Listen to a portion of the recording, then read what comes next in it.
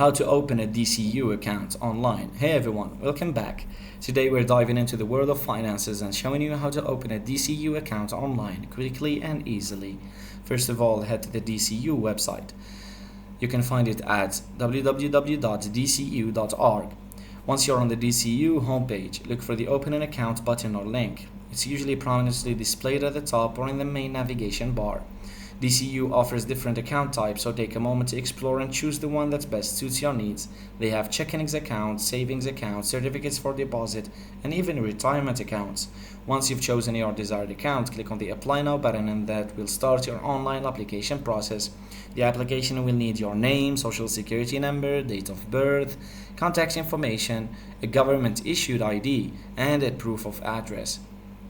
The good news is that DCU only requires a small initial deposit to open most accounts. The minimum amount usually ranges from $5 to $25, depending on the account type.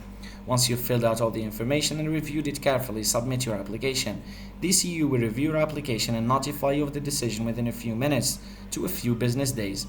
You'll receive an email notification with further instructions. If the application is approved, congratulations, you're now a DCU member and have access to all the benefits they offer. Thanks for watching, and don't forget to subscribe.